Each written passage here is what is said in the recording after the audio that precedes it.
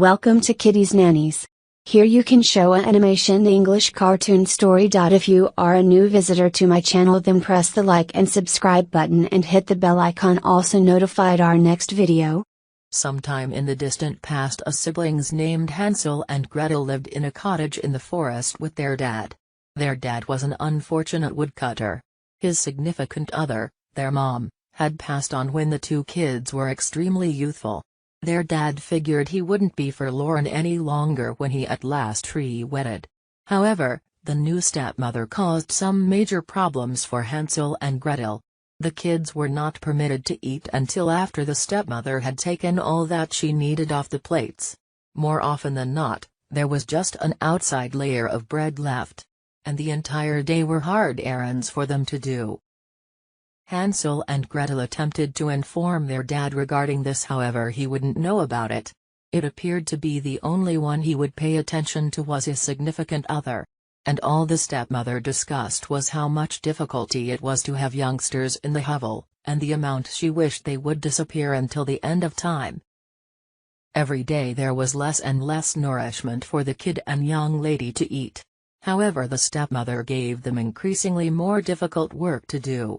On one occasion Gretel implored her dad, kindly, "Father, the entire day we try sincerely and we're eager." Yet the stepmother smacked her face. "You selfish rascals," she hollered. "You will eat us out of house and home." That evening the two youngsters were not permitted to rest in the hovel. Outside vulnerable, they shuddered and attempted to keep each other warm. Winter was coming, and the garments they wore were so flimsy it felt as though they had no garments on by any means. The following morning when the sun rose, Gretel went to her younger sibling. "Hansel," she said, "we can't remain here. We should get away from now, today, into the forest.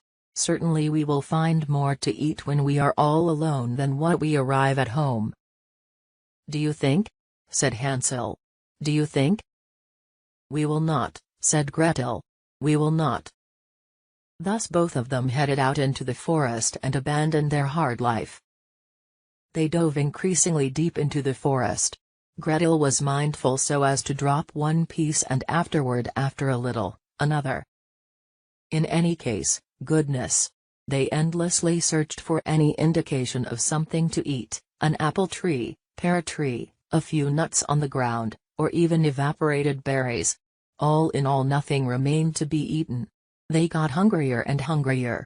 Finally, poor Hansel and Gretel realized they should get back to their cottage or they would definitely starve. They would simply have to find the breadcrumbs and that would lead them home. However, when they searched for breadcrumbs, there were none to be found. Every one of the breadcrumbs were no more. A bird whooshed up high and in its mouth was a huge piece. Hansel and Gretel were hit with distress. The birds probably taken every one of their breadcrumbs. A wolf wailed somewhere far off. The sun was setting. Hansel and Gretel were lost and hungry. Presently they were terrified, as well. "Gretel," murmured Hansel in dread, "how will we respond?" She didn't have the foggiest idea what to say. Everything she could do was to embrace her younger sibling. Every moment it was getting hazier and more obscure. Once more, a wolf yelled somewhere out there.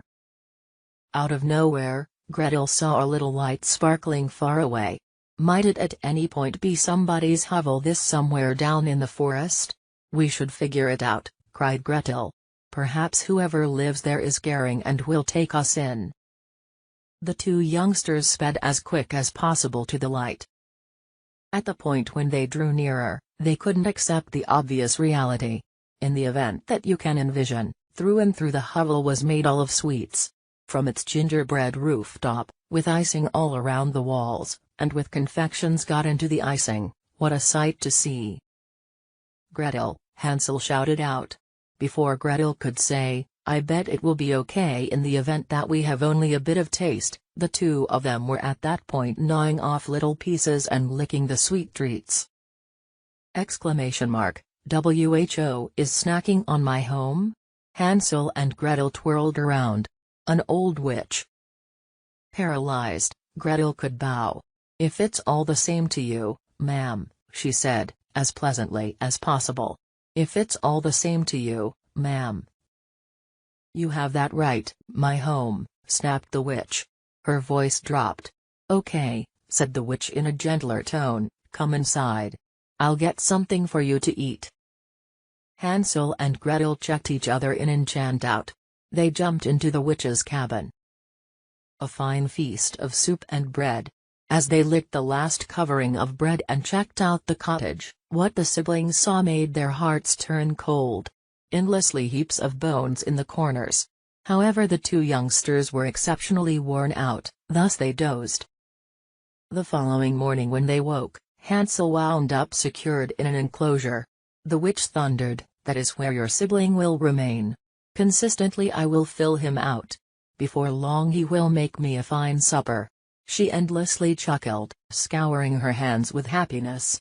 Till then, at that point, she expressed strongly to Gretel, you will work for me. To be sure, Hansel was all around.